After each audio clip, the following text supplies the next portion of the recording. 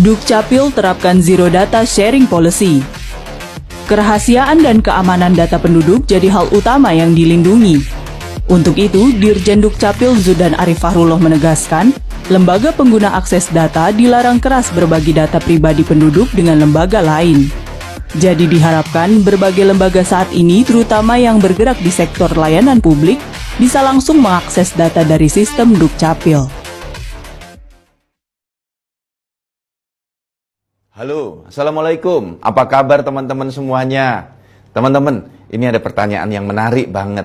Disampaikan pada saya, Pak, bagaimana caranya mencegah pungli atau biaya administrasi di Dukcapil saat mengurus layanan administrasi kependudukan? Saat ini, layanan Dukcapil itu gratis, tidak dipungut biaya.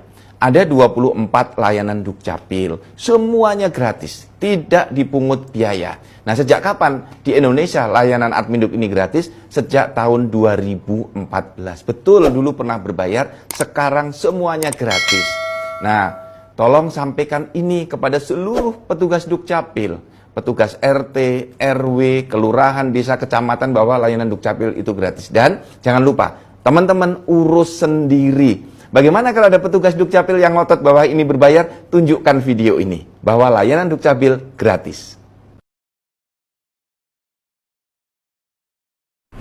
Halo, Assalamualaikum. Apa kabar teman-teman semuanya? Semoga tetap sehat, selalu semangat. Teman-teman, ada yang bertanya pada saya, Pak, syarat membuat KTPL dan kartu keluarga itu apa? Apakah perlu pengantar kelurahan? Nah, teman-teman semua, saya beritahu ya, untuk membuat KTPL, ini ingat, membuat KTPL, tidak perlu pengantar apapun, cukup membawa fotokopi kartu keluarga.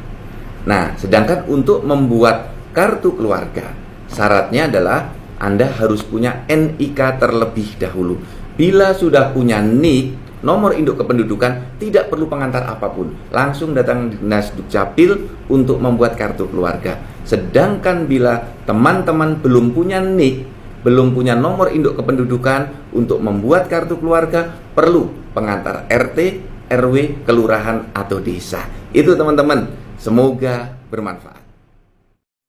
Halo, Assalamualaikum. Apa kabar teman-teman semuanya? Semoga tetap sehat dan selalu semangat.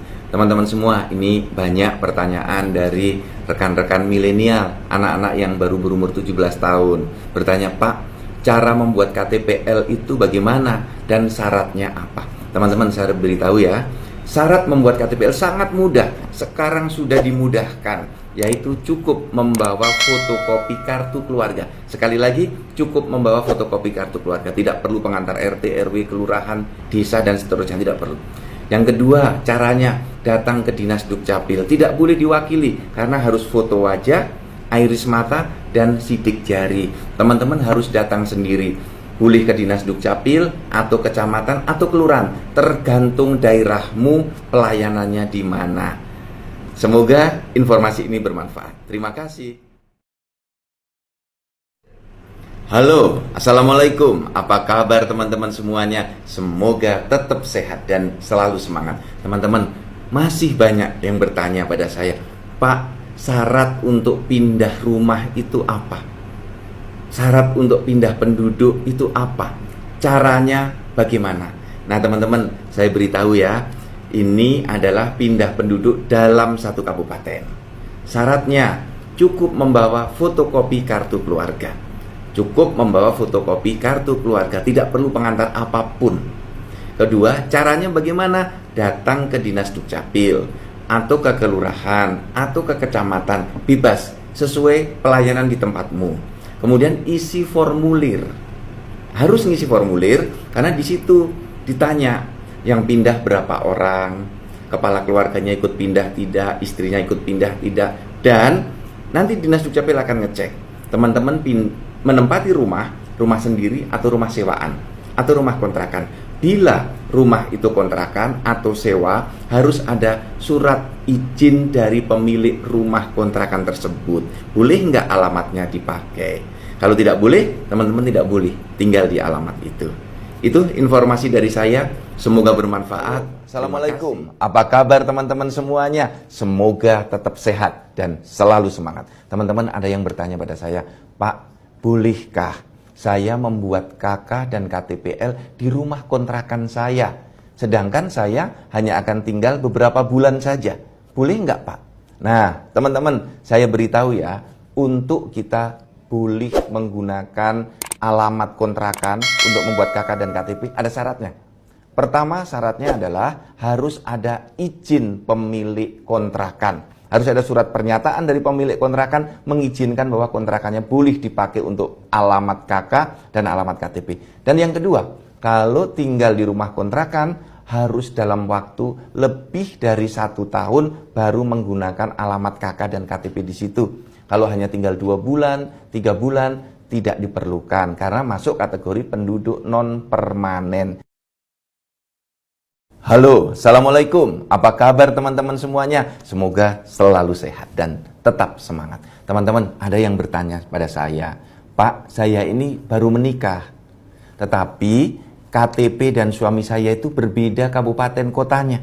Bagaimana cara membuat saya berada dalam satu KK dengan suami saya? Nah, begini teman-teman semuanya, sebaiknya memang satu keluarga berada dalam satu KK.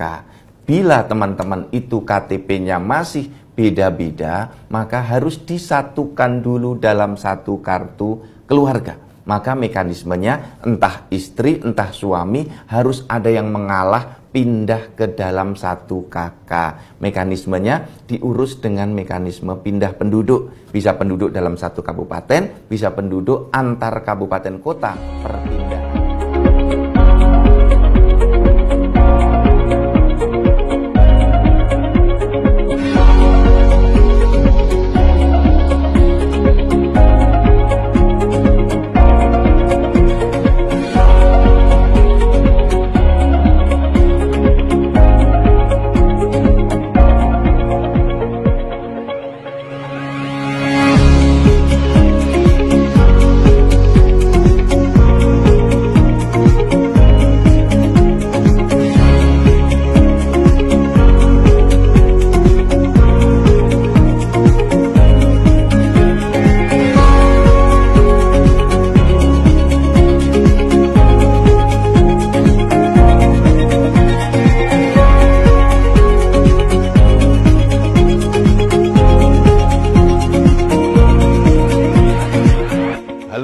Assalamualaikum, apa kabar teman-teman semuanya?